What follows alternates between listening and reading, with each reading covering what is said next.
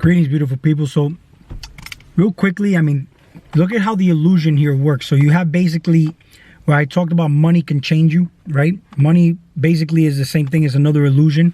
But look at how, for example, I've spoken about like certain YouTubers, their following grows and whatnot.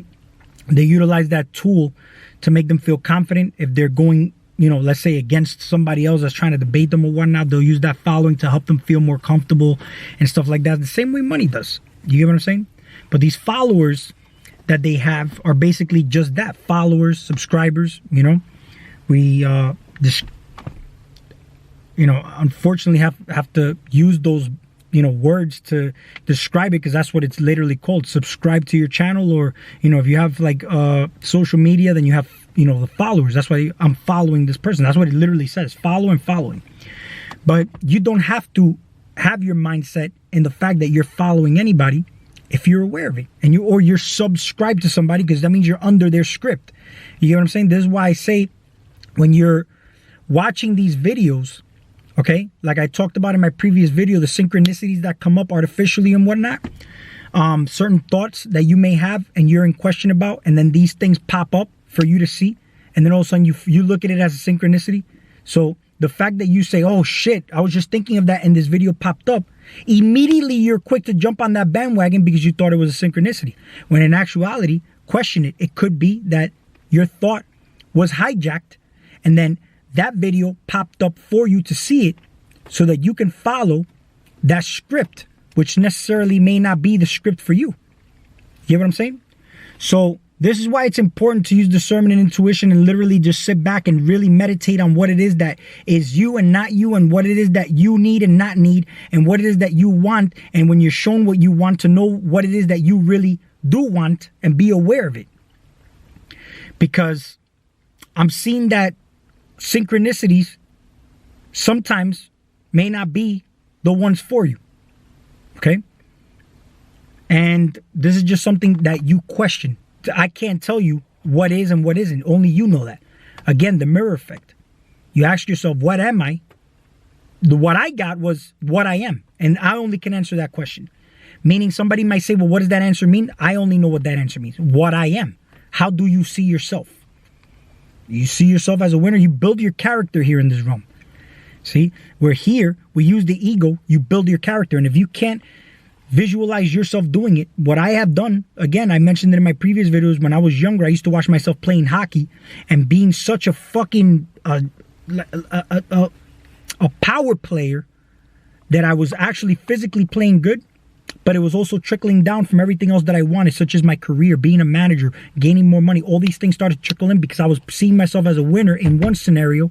All these other things start to work for you, and this is how you start to create your systems. This is why I'm working on my systems again, because I noticed that the visualizations aren't as easy as they were when I was younger, and the motivation behind it ain't as fire and as powerful as they were when I was younger. Okay?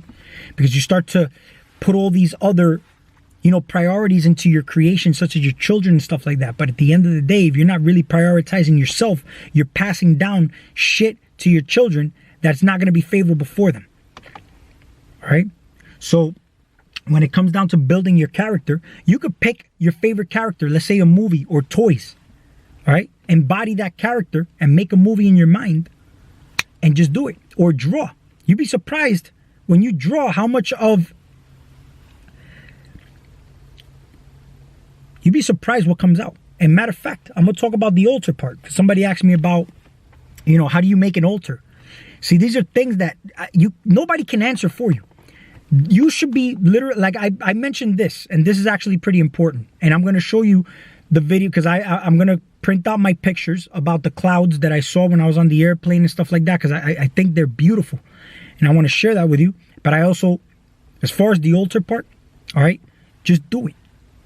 When I garden, like I told you, sometimes I'm pruning my plants and I don't know what I'm doing. Sometimes I'm like, yo, should I look up a video on how to prune this? But you go into a meditative state and you just know exactly where to prune. You know exactly what to do. You start to look at the plant in certain angles and you start to prune and you say, wow, now I can see light coming through this angle, because all you got to do sometimes is change your perception. Look at the bottom of the plant. Don't just look at the plant from up on top, but look at the plant from underneath. There's leaves underneath that may not be getting light because there's big fan leaves on top that may be blocking that light. And those big fan leaves, if you cut them off, might be beneficial because those fan leaves are already old, tired, worn out leaves that have been there for a while. So sometimes just cutting those off now gives energy for those little ones to grow stronger now. Those are just tired, worn out leaves, right? So you cut those out. Same thing when I made my altar, I just did it. But I wasn't doing it in a way where I'm like, all right, this is what it's going to be. No. I just did it. I made sense of it after it was already done. So I'll make a video on that and I'll show you when I print up the pictures. I'm gonna do that later, the pictures of the clouds. I'm gonna show you the pictures of my altar and how everything's set up and how I made sense of it after I was done with it, not while I was doing it. I went into a meditative state and things just started. I started putting things there. Just in my mind, all I had was using the elements. After it was done, I'm like, wow, this is what it is. And then I started to make sense of it. But I didn't know while I was doing it. I knew afterwards. Maybe you can start working on your projects like that because it all starts from a projection. But sometimes when you have an urgency to do something, just do it. If you have an itch to do something, do it. If you don't know the process on how it's going to be, don't worry about it. But just do it. Because once you do it, things just start to play off. The universe works in your favor. That's why you hear that all the time. The universe supports you. Life supports you. Because you're taking the action, things just start falling into place for you. You didn't necessarily have to think of it. It just starts falling into place. The thinking part is gone. Just all you need to do is if you have the urge to do it, take the action, do it, know that it's successful, and the process starts to fall into place.